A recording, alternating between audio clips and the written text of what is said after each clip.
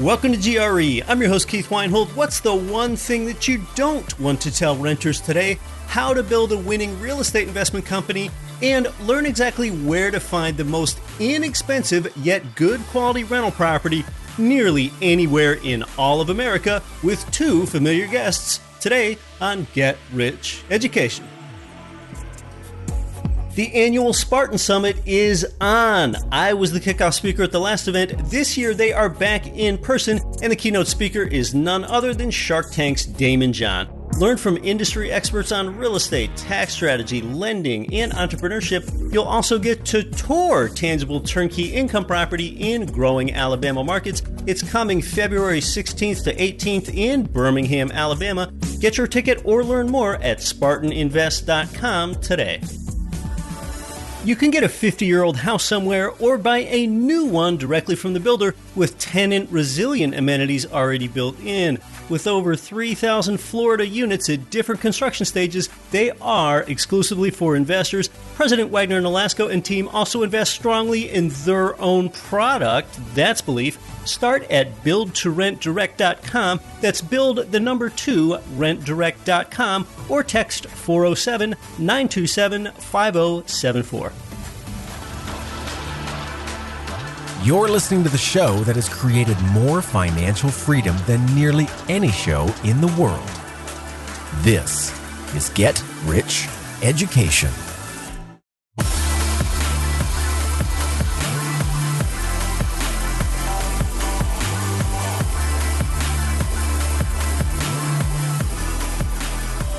Welcome to GRE, from Annapolis, Maryland to Ann Arbor, Michigan, and across 188 nations worldwide.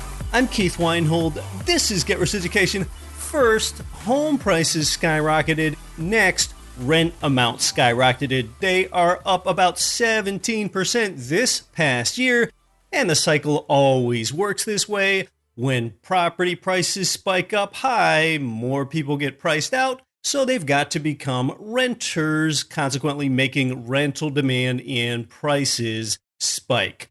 This past week, I had a phone call with one of my property managers. Now, they just manage 4 single-family rentals for me in one market, and there I am getting $1,350 rents, and they are being hiked up to $1,450, and that's with the same tenant that is choosing to continue to stay and pay the higher amount. A lot of times you don't get those big rent increases unless you're between tenancies. And in order for you to get rent increases, the best substantiation that you can give is that your expenses have risen as a property owner. And go ahead and cite that specifically in the rental increase notice. For example, the rent is increasing because property tax and property insurance costs have increased for me, the owner. So stick to something brief and specific like that, and always be honest.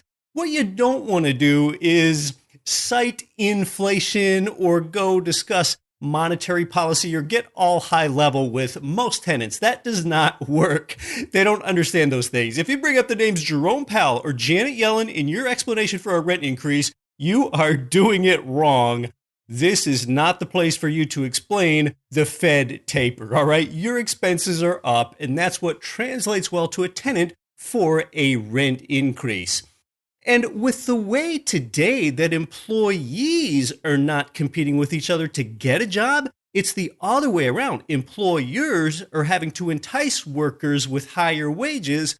Well, then you are more likely to get your rent increase because jobs are plentiful and there is commensurate wage growth out there a lot of times.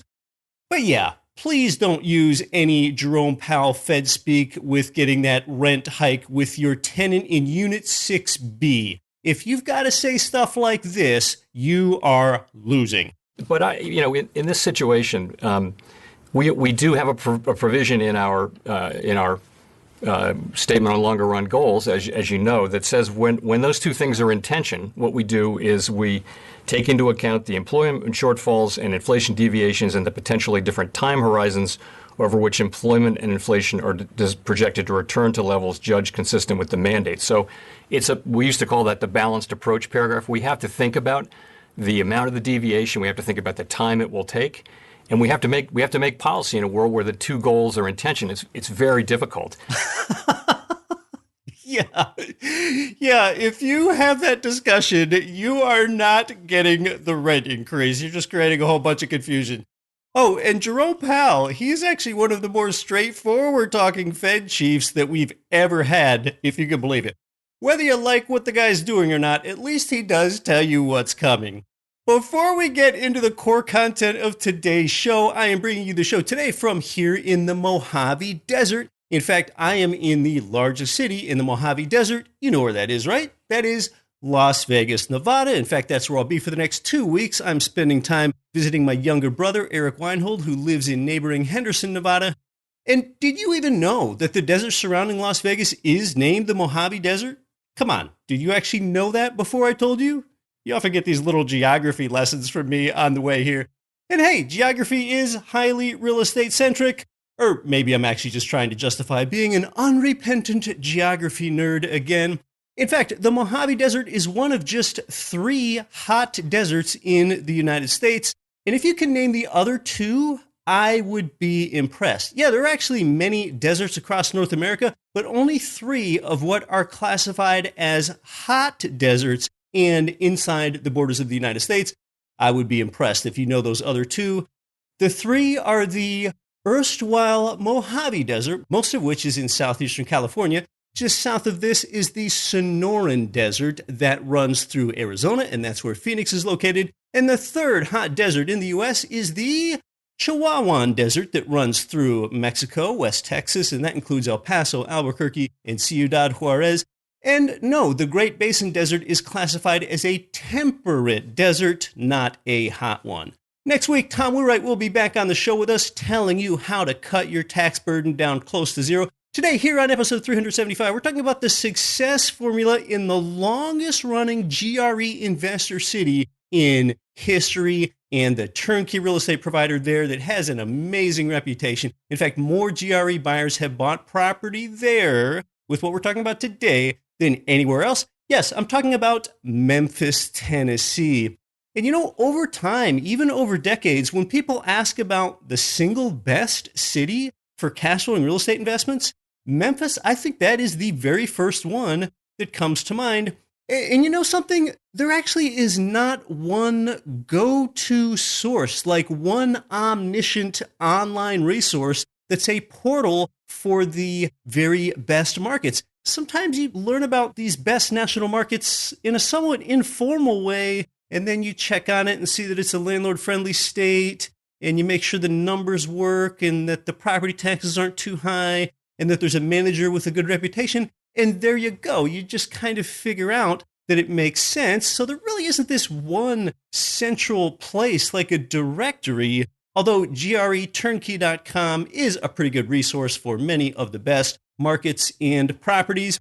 Investors that want to have this direct ownership of property, like I often do, yet with a strong level of control, like turnkey property. That's property that's already rehabbed with a rent-paying resident in it and a management solution from day one. So I love buying this way.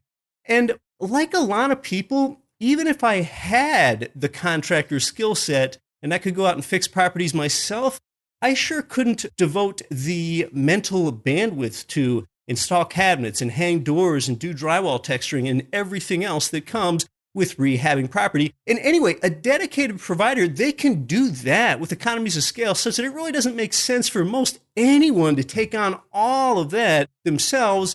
And that sentiment is heightened today with the supply chain disruptions and the connections that you would need just to keep a job moving along. This provider in Memphis, and they also expanded to Little Rock, Arkansas a few years ago, it is the first turnkey real estate company that I know of that ever went into business a full 2 decades ago. And they've now renovated and managed 3,000 homes. So I'll go almost behind the scenes with them and ask them just how they coordinate their rehabs. Between the efficiencies there and the fact that they operate in a low-cost geography, they offer good single-family homes and other properties to investors for just about the lowest cost that you're going to find anywhere in the entire nation. So let's get a little gritty and talk about the rehabs, and then we'll dust ourselves off and discuss their geography and markets and real estate numbers. I'll weave in some anecdotes about my own on-the-ground, in-person visit there with them in Memphis as well.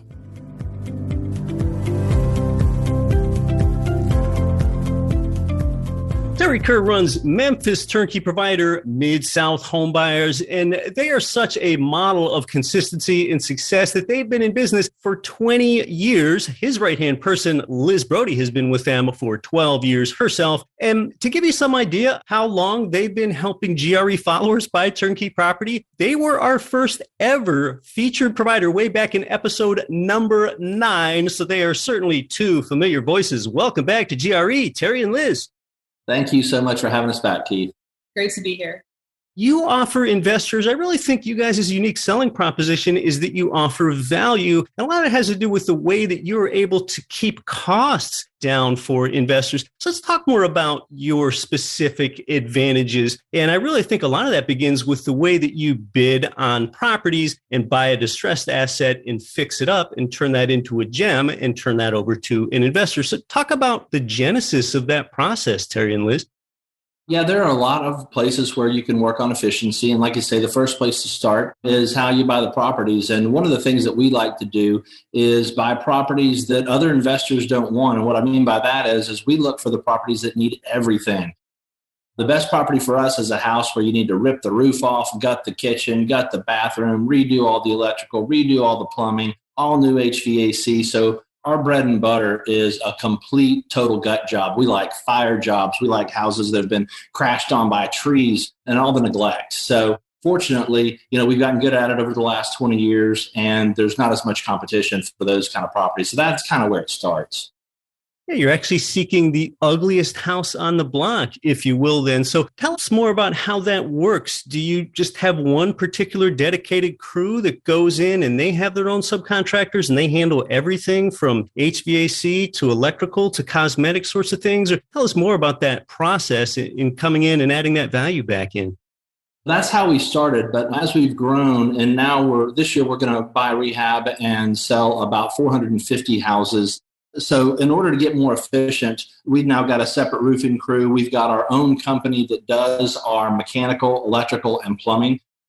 So one of the ways that we're able to keep costs down is instead of hiring outside subcontractors to do the electrical, HVAC, and plumbing, we formed a separate company that employs those technicians, and those technicians do the new construction, or rather the new mechanical, electrical, and plumbing for our rehabs. But then they also do the maintenance for the properties once they become rental properties. So we're able to keep them busy, not have to have them bid the work because they are W-2 employees. And that's one of the biggest secrets. And then another one of the nice things is because we like to buy the houses that need to be complete gut jobs, when we're done, you've basically got a brand new house, even though it's not new construction. Yeah. And that keeps repairs down for the long term for our investors. And it keeps our residents happy because they're not having to have maintenance folks come in all the time and fix stuff.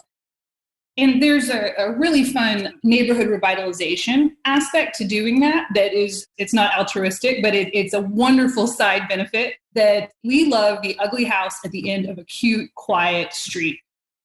Kids are riding their bikes down the sidewalk, and we take that one eyesore and make it the prettiest house on the block, put a great person with a good job at the house that just 2 months ago was the local eyesore. One of my favorite things, Keith, is occasionally when we're driving folks around, showing them our neighborhoods, a neighbor pops out and hugs us, or my cousin wants to rent this, where do I apply? It's a really, really neat thing to get to do. And so much just goes into that acquisition puzzle in the first place. Our team looks at about 25 houses for every one that we put an offer in on. They are so selective. It's basically a mandate from Terry that our acquisitions guys, who are born and raised in our areas that we're buying in, by the way, extremely trained in this. It's a mandate from Terry, really, that we do not put out a property to our investors that he would not personally own in his own portfolio forever. We pass and we pass and we pass on potential properties if they don't meet our kind of perfect box. We could be looking at a house that is the low maintenance construction style that we like to see. It looks like the cash flow is going to be strong for our purchasing investor, low crime, all these boxes we check. And we will decide not to put an offer in on that house just because there are too many for rent signs in the neighborhood. That's kind of how low our threshold or high our threshold is for a property to get through. And it's kind of why, combined with that standard renovation, if somebody's looking at our properties on midsouthhomebuyers.com, they get really interchangeable. One of the hardest things for our folks sometimes is knowing which one to jump on just because they're kind of all the same. So a lot of pieces to that acquisition puzzle for sure. No doubt.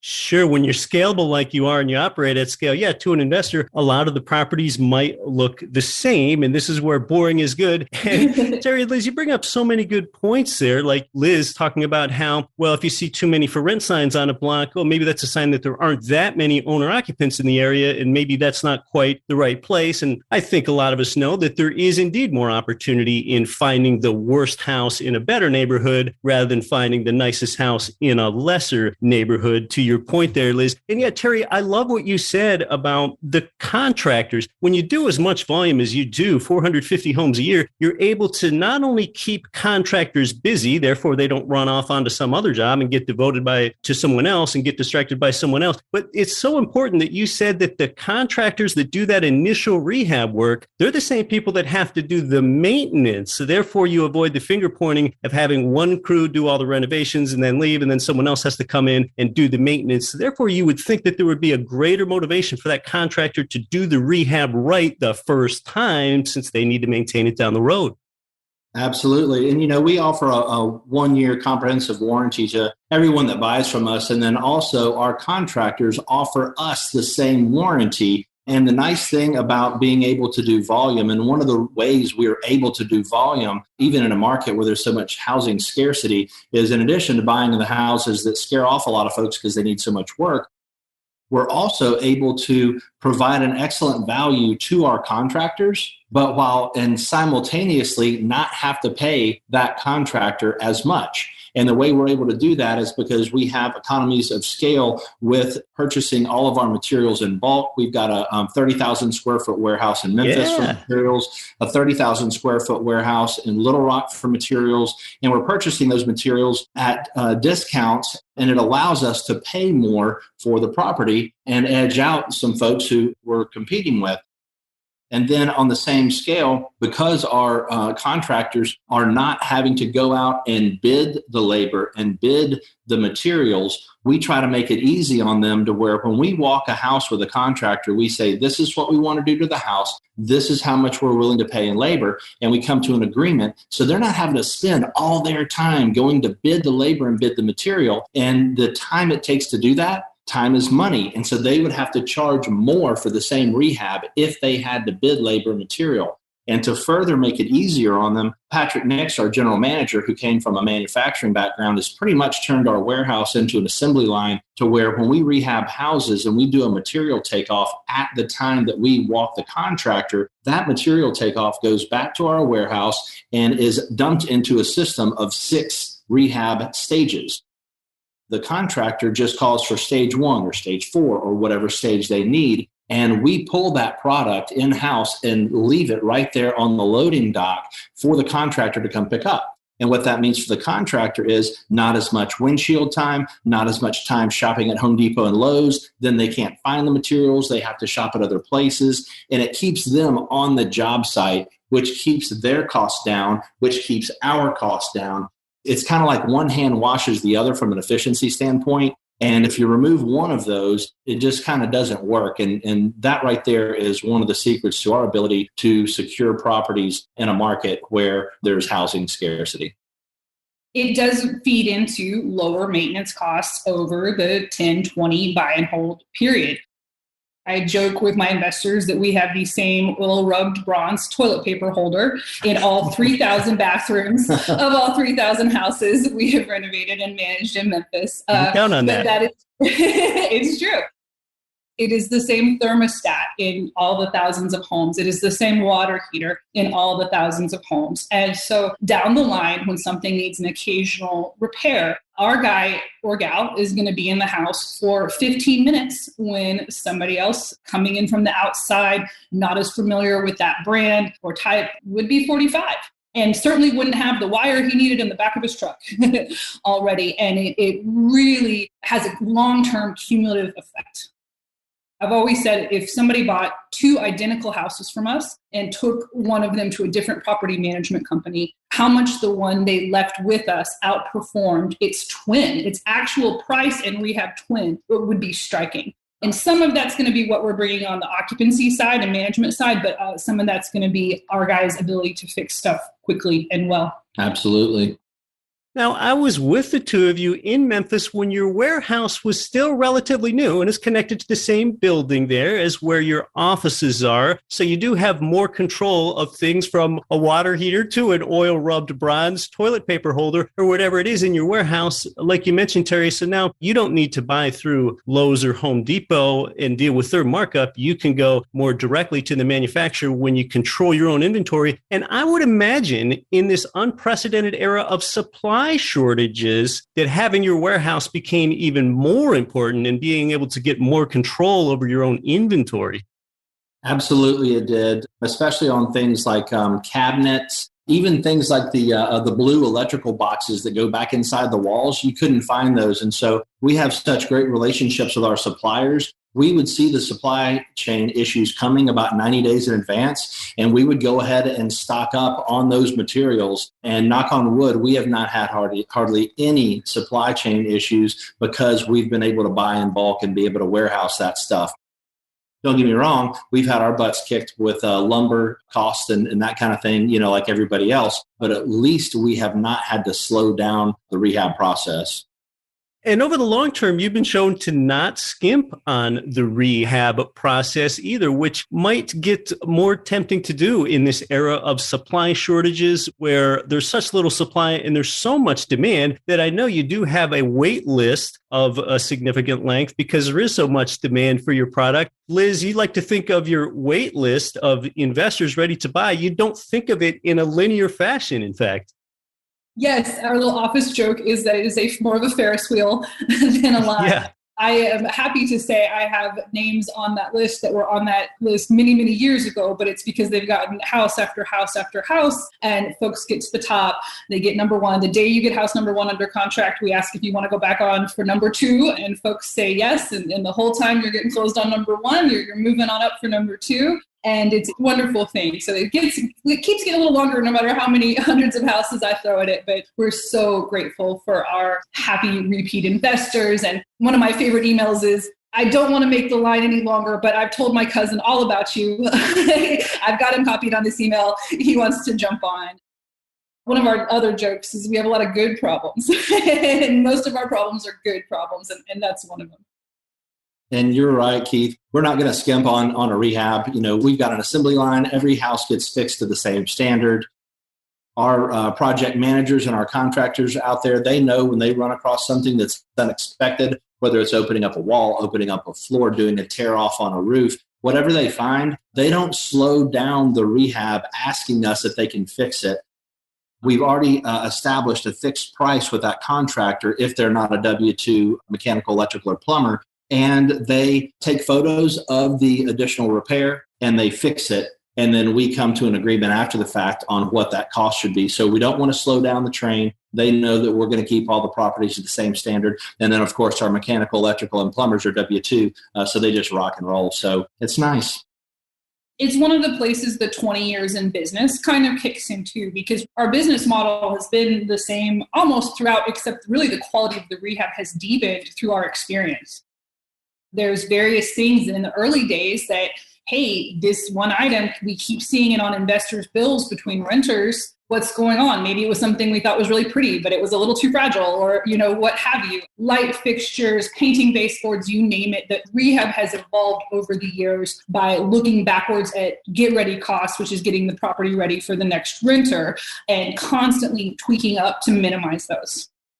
That's why that we say your list is circular. One can get on your wait list to buy a property one at a time. As soon as they get to the top of the list and they buy their property, they want to get right on at the bottom again. And part of that is the way that you treat investors after they own a property and really that concierge-like experience, because most turnkey buyers, they want to be relatively hands-off. They want it to be easy for them. So can you tell us more about your team and just what that interface looks like for an investor?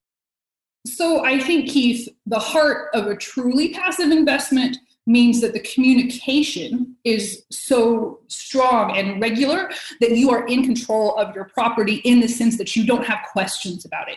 You may be in another state or in another country. What our goal is that your interaction with your properties is about 5 minutes a month, because you open the report we've sent you and you say, oh, they've paid rent again. And then you delete that email and go on about your day. But of course, in a 20-year time period, there'll be turnovers, there'll be repairs and stuff like that. And our goal is simply to provide all of that detail on the front end. And we do actually have a dedicated staff person that does play a liaison concierge role. And it's one of the ways we spend money on salaries, really, to create an investor experience that maybe not all property management companies are going to designate a salary person just to go between investors and then the people with the answers.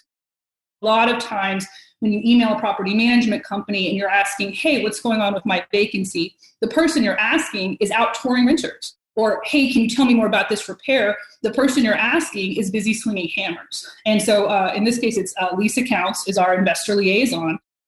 I know that's important for a long-time turnkey investor like I am myself. When I go ahead and look at that monthly report, I don't want to see charges that are a curiosity to me and make me think, well, wait, is that something that should have been billed on the tenant security deposit or me? And I don't want to have that back and forth. I want that to already be figured out, because for the passive investor, I think what they really want is control without direct involvement. That's very much what it comes down to. You're listening to Get Rich Education. Our guests are Kerr and Liz Brody with Mid-South Homebuyers. More when we come back when we talk about markets. I'm your host, Keith Weinhold. You know, a lot of investors choose either cash flow or home price appreciation, but one real estate market could provide both: Jacksonville, Florida. They've got 27% lower home prices and higher rents than the national median. Their market has appreciated 34% more than other comparable cash flow markets over the last 30 years.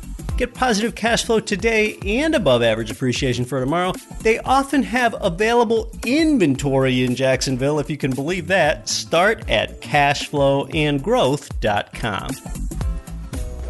The people that our listeners can't stop talking about are Ridge Lending Group, NMLS 42056. They've provided GRE listeners with more loans than anyone, and it's where I got my last few loans. They finance single-family income property up to 4plexes. They're the number one lender for beginners and veterans. Start your pre-qualification, chat with President Chaley Ridge personally, and get your custom plan for expanding your cash flowing portfolio. Start at ridgelendinggroup.com.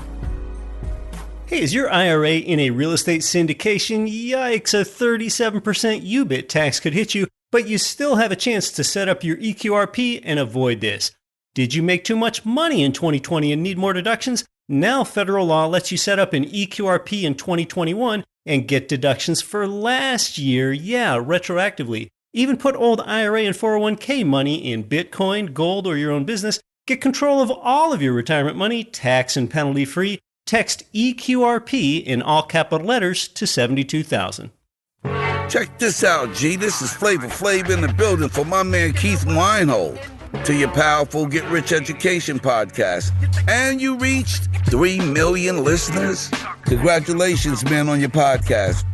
For you, Keith, rock the house, G.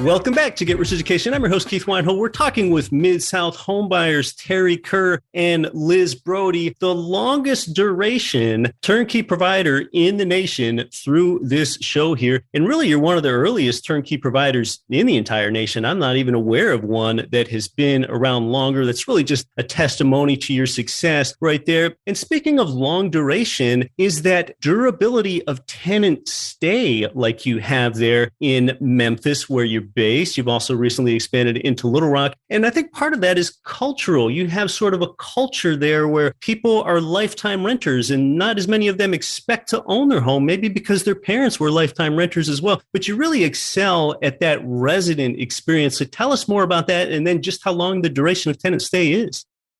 We're really grateful and proud to get to say that our average renter stays in the home nearly 3.5 years. And that's like 2.5 kids, Keith. It's not that there's half stays. It's a bunch of 4-year stays going in the blender with the 3-year stays to make that 3.5-year average stay. National average for renters, as I'm sure you know, is 2 years. So we're edging towards double on that. And man, so much goes into that. I mean, on the front end, when that acquisitions team we were talking about is thinking about the rent price, our goal is to have Mrs. Smith in a slightly nicer house than her friends and family, paying maybe $5 or $10 a month less. Everyone likes value. Our investors like value. And one of the reasons we provide our investors value is through providing our renters value. Talking about salaries and property management companies, our renters are going to hear a smiling voice answer the phone within 2 rings, just like our investors are. We fix stuff, not that it doesn't even really break very often, but we ask all of the renters that come to us why they're leaving their prior landlord. And the answer is, my landlord won't fix anything. Right. Over and over again. And that's a place we get to really impress. On a regular day, we will have 6 to 7 outstanding work orders. Yep. For a company our size, managing our volume, 100 would easily be a normal answer to that question. And so just the fact that on top of it being a cuter house and just a tiny bit cheaper, the first time Mrs. Smith calls in a repair on her way into work and comes home and we popped in and zipped it up, that's why people renew and renew and renew. Sometimes when life makes them need to move, maybe their job has changed, they seek to rent from us in a different part of town. We actually even get a lot of renters referring other renters. At any given time, we will have roughly 100 approved applicants that are not yet matched with a house, that did not come in to apply for a specific house. They came in to apply to rent from us because they know we do all new kitchens, and maybe they had Thanksgiving dinner at their aunt's house and said, whoa, I haven't seen cabinets that weren't painted in 5 years. And so that's one of the reasons. One of my other favorite emails I get all the time is, I thought you just finished the rehab. Why are you telling me about the deposit you've taken on my new renter? Our property manager, Matt Van Horn, did a study once. He was curious how many days on average after we finished a renovation did we typically take a deposit? And the answer was -6, meaning we are usually 6 days from being finished as the average time that we take a deposit from a renter. Wow. So that kind of all fits together in that way. And that kind of just stems from the wait list of qualified renters, because so many of the residents that move into our houses saw a house that they liked online. It was available. And then it took them, 3 or 4 days to get approved and to get their employment checked out, background checked out, prior residence checked out. And by that time, somebody else had put a deposit down on the property. And so what folks have figured out is they have to move quick and put deposits down on properties before they're finished. And they're able to do that confidently because just like our investor buyer friends, they're able to see all the houses online. And like Liz said earlier, if you've seen one, you've kind of seen them all because we have all the same finishes, which is one of the nice things that has helped us transpire to have a wait list for pre-qualified residents. Tenants are staying 3.5 years for more than just the oil rub bronze toilet paper holder. You're giving good service. You're being responsive about repairs. And that is so smart to essentially give a potential incoming tenant an exit interview. Why did you leave? Where you came from? Often you learn it's not being responsive to repairs, and that's why you've made it a priority. That's such an important thing to do in retaining them. Well, why don't we talk more about that tenant? Because I've tended to find out that tenants are more likely to pay the rent when they have a job. And there in Memphis, you have such a base of reliable industry and so many distribution jobs because you have a high confluence of rail lines and interstates, and the FedEx hub is there in the Mississippi River. So really the common element there is you have so many of these distribution jobs, and distribution type jobs, that's something real and essential. That's a geographically linked economic driver. Those jobs that just are not easy to outsource to China or Mexico. So Memphis has this long legacy of distribution. So talk to us more about kind of the industries in and industries out lately that give you this durability of a tenant income stream. Long legacy is the right way to say it. 200 years ago, before the Civil War, all cotton grown in the United States came through Memphis. And today, all cotton grown in the Southwest comes through Memphis, Tennessee. So that's amazing. 100 years old industries. Right now, someone is unloading barges off of Mississippi on a dock. And that's been going on for years and years. These are not fly-by-night industries by any means. FedEx, very famously, as many people know, is internationally headquartered here in Memphis. We actually, Keith, surpassed Hong Kong as the busiest cargo airport in the world this year. I believe the online demand from 2020 and COVID pushed us. Memphis was the busiest cargo airport in the world. Hong Kong pulled ahead of us for, I think, about 15 years. And now we have topped back to be the busiest cargo airport on planet Earth. And the industries that come out of that, we have the Nike's largest North American distribution center in North Memphis, which is an area we work in really heavily. It's the size of 42 football fields. It's got 33 miles of conveyor belts in it. We just did a newsletter. You can sign up for our newsletter on our website announcing Ford is doing a huge plant here it's right in the Memphis area. It's between Memphis and Nashville, but it's a lot closer to Memphis. It's a multi-billion-dollar investment. It's going to be their electric car manufacturing. A different California car company is recently opening an electric plant here. It's because if you are going to build something in the United States, you may as well build it where you're going to ship it out from Memphis. This just means a lot of labor jobs. If you can lift a 50-pound box, you've got a job in Memphis.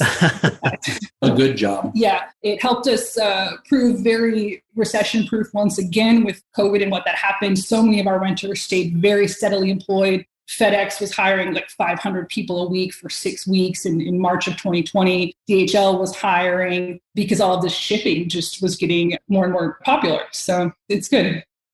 Businesses seem to have this greater wherewithal and conscientiousness to relocate to places that are friendly for doing business and that have a low cost of labor. Oftentimes, that's more conducive with a more favorable tax climate. And then us as real estate investors, oftentimes we want to invest in business-friendly places because business-friendly states tend to coincide with being landlord-friendly states. And one of those other states that you moved into just a couple years ago is one state west of you. It's just about a 2-hour drive west between Memphis and Little Rock. I've made that exact drive before into the capital of Arkansas, Little Rock. So tell us more about those economic dynamics out there and just more about how that expansion has gone there in Little Rock, Arkansas, adding that market on to Memphis, Tennessee a couple years ago.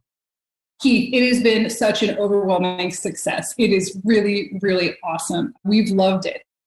About 45% of our renters in Little Rock work in big box stores. Walmart, Home Depot, all of that, Costco, Sam's, all of that. Walmart is internationally headquartered in Bentonville, Arkansas, which is not that far from there. And it is such an organic extension of our Memphis market.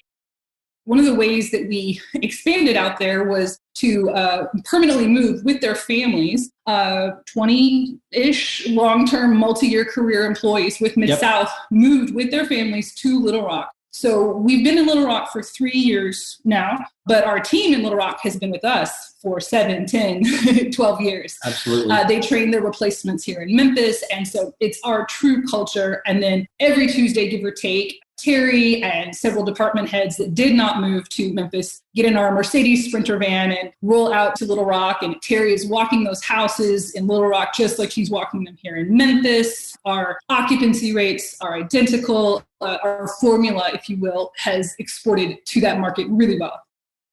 We've got our warehouse set up exactly the same way in Little Rock as we do in Memphis. The drop shipping of the materials has worked out, and I was fortunate. I've got family in Little Rock, so my cousin is our acquisitions team in Little Rock, and like Liz said, it's just really been an organic extension. We're super pleased that we went.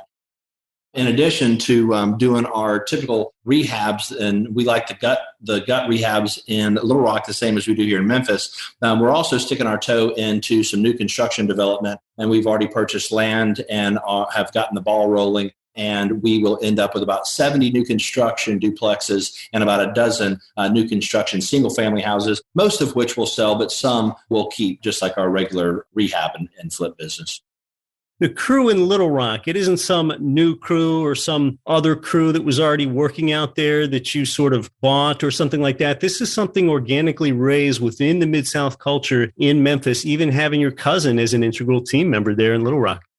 Like Liz said, we've, have about 20 transplants. That's just folks that are working for us. That doesn't include their families. And, for the first 18 months or so, we helped them with housing. We knew that we were going to have to make an investment, and we wanted to make it easy on our team members that moved over there. They love it. And so it's just been a phenomenal success. These are generally renovated single-family homes that you're providing in both Memphis and Little Rock. And for you, the listener, these are some of the lowest cost turnkey properties that you will find anywhere else in the nation. I have complete confidence that your new construction project coming on in Little Rock is going to be just as much of a success as the way that you offer the renovated property elsewhere. Kerr and Liz, there was one time where the three of us were in a car together. We were touring around Memphis, and I seem to remember asking you, Liz, about appreciation. How has the appreciation been? And in my mind, when I ask about appreciation, I'm talking about the capital price of the entire asset, but you just started talking about rents and appreciation in rent growth. Later, I figured out, that's probably because Memphis often doesn't really appreciate that much. But now we've seen such a national housing price run up amidst a dearth of supply and heightened demand. So why don't you talk to us more about, we'll talk about prices and appreciation really in both perspectives. What can one expect for rents and for purchase prices? Just ranges roughly in each one of those markets, Memphis and Little Rock. How are we looking today? Awesome. The appreciation, talk about under-promising and over-delivering as far as what we had ever expected folks to see. And it's been really cool to see people realize that. We used to, for example, automatically do rental analysis every 3 years on a property. So every 3 years prior, we used to analyze one of our investors' properties to see if they were due for a rent increase. We've had to dial that all the way back to every 2 years because everything's moving more quickly. But luckily, stuff is still really affordable and really well cash flowing. Memphis is running about, I'd say, $79,000 to $120,000 on our purchase prices here. Almost just used car affordable as far as a 20% down payment goes. Little Rock runs just a little bit more expensive in rent and in purchase price for kind of our same socioeconomic sweet spot, if you will, of a safe, peaceful, working class neighborhood. So Little Rock's going to be maybe at $90,000 to $130,000, with Memphis kind of being $80,000 to $120,000, and rents properly correlating to price of maybe a $675,000 in Memphis to $1,100,000, and I would say maybe $800,000 to $1,300,000 really in Little Rock. Yeah, those ranges work. And for you, the listener, if you're listening in a high cost area like northeastern New Jersey, New York City, Connecticut, coastal California, this seems quasi unbelievable to you to buy at prices this low, this late in this market cycle. But I have been inside these properties before with Terry and Liz, and these are in neighborhoods where, you can tell the tenants really respect the property. Kids are riding their bicycles on the street. There's not a bunch of trash on the street. People really respect it. They pull their trash cans back after the trash has been collected for the week. So these are really some pride of ownership neighborhoods. You don't have to eat McDonald's hamburgers to invest in McDonald's stock and know that that's where the opportunity often is. Terry and Liz, are there any last things that investors should know about turnkey real estate investing from your perspective? Regardless of where someone is wanting to invest in turnkey properties, whether it's with us or in any market, they really need to, arm themselves with the right questions to ask these other turnkey sellers and other property managers. And so I know we don't have a lot of time, but we have a report on our website that is designed to arm investors with the right questions to ask turnkey providers in any market, and to make sure that they're getting the best shape they can. So, go check out the website, grab that report, and go shop anywhere with it. We're just real estate nerds around here, and we love talking about it. And so I welcome questions from folks, emails. It can be a bigger picture question. You could be a few years out from investing. And I still love talking with folks. So I'm, Liz at midsouthhomebuyers.com. And so I hope folks just feel free to give us a shout if there's anything we can ever do to help. Their website is midsouthhomebuyers.com. And Liz, you probably know, how many of our followers have you helped buy property? Is it more than 100 at this point? Absolutely more than 100. I wish I had the actual number because I bet it's kind of sexy, but it's got to be in the hundreds. We're so grateful. And Keith, you have a passionate fan base. And it is really cool. If your ears are ever burning, it's because about every day I say, yep, we love Keith too.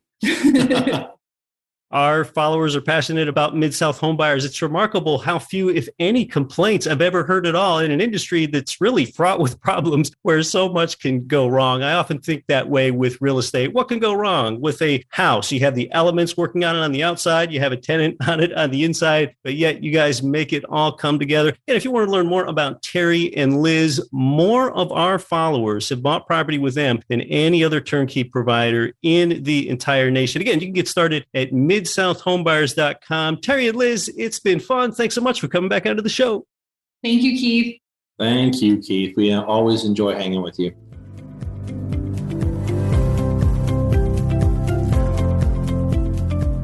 Yeah, great stuff from the dependable, longest-running provider on this show, and perhaps the longest in America. Importantly, Memphis is a distribution hub with both the FedEx headquarters and the busiest cargo airport in the entire world. Both of those things are located right there in Memphis. Although Memphis was always a strong ballast for durable, geographically anchored jobs, COVID has made it so that America and other nations want to become more self-reliant. You see more industries' plans for what's known as an onshoring movement. More of this American sentiment that's like, yeah, we want to build our own semiconductor chips and our own automobiles right here at home and have more control of that and not offshore that. Well, that's the sentiment that is good for Memphis.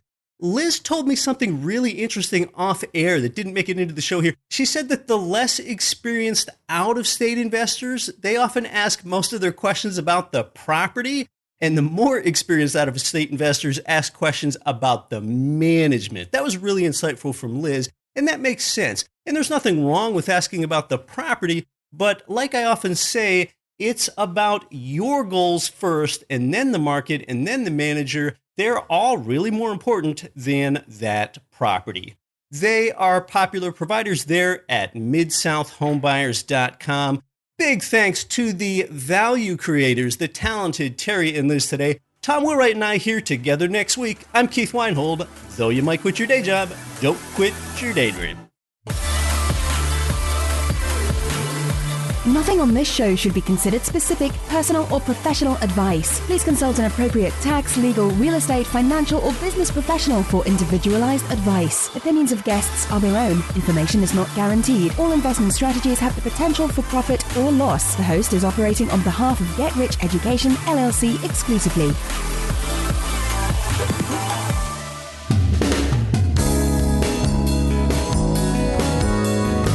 The preceding program was brought to you by your home for wealth building, GetRichEducation.com.